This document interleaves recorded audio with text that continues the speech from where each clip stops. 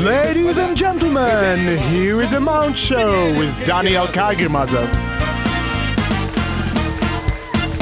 Good evening, here is a Mount Show with me, Kaygermazov. Why the Mount Show? Just because it's better seen from the mountains.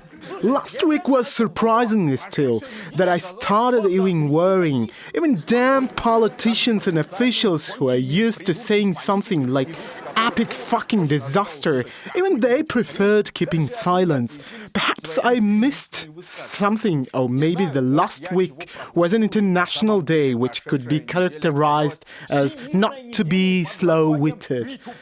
Anyway, thanks to you, we have something to share. Here you are. President Obama has never intended to overthrow President Assad through military means, the White House says. Jesters! Are you kidding, dudes? By the way, I have never seen this kind of hypocrites. How can you waffle without rest? What else? Perhaps you should declare Mr. Assad your satellite. Why not? You hadn't intended to in Iraq. Saddam has lost his footing and hanged himself as luck would have it. Even Gaddafi was your friend, as close as lips and teeth. Now, you can see the proof on this photo, dear audience. You all think sitting at home, President Obama never wanted to do something like that. Perhaps he called Mr. Gaddafi and told him, "Hello, Muammar, cut me cake. I didn't want it to happen by accident. You know how it happens. Shit happens." Don't pay attention to ISIS with a moderate opposition army. They just by accident have US weapons. They are just an amateur talent group founded by McCain and Hillary Clinton. They haven't planned. It was just an occasion. They couldn't do anything. Damned hypocrites.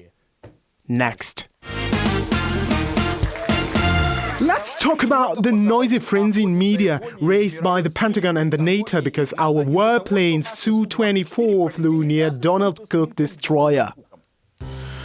On the 11th of April, two Russian warplanes Su-24 flew near American warship, the US Donald Cook in the Baltic Sea, when the warship was in 70 kilometers from the Russian sea base. Although the warplanes were unarmed, the US said the angle of attack was threatening.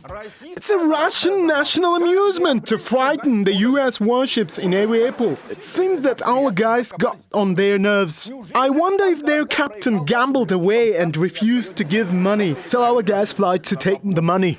Weird Americans, they never disturb. Why are you getting so nervous? The Pentagon freaks out, not the US Navy. The latter even smile as it is a unique moment to watch these kind of things. Perhaps they waved. However, the Pentagon and the NATO freak out.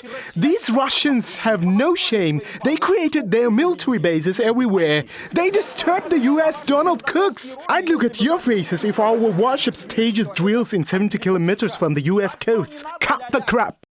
Russian people read a classical literature because they are afraid of Mr. Putin.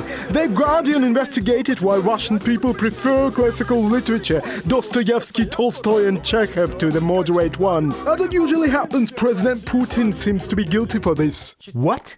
British scientists bit about the bush again. The Guardian flipped its lid. Freaking guys, god damn it. Of course Mr. Putin visits all the Russian people every day to check out what they read. If he sees the wrong literature, he gives bins. I can imagine you go in the street and Putin meets you around and Johnny says, "What is the Peace and War by Tolstoy about? Spill it." What I ask him, how to punish him? It's time to run away from Russia. He tortures Russian people with literature. You know there are those who are not afraid of him. We respect them. They read Dantower. I've just reread Shakespeare, but it was so scareful as I was afraid of the rascals at home. You know, Putin could come, I thought. Perhaps I missed the moment when the Guardian had turned it to yellow paper. They will have the same repute as the British scientists do. That's it. Good luck.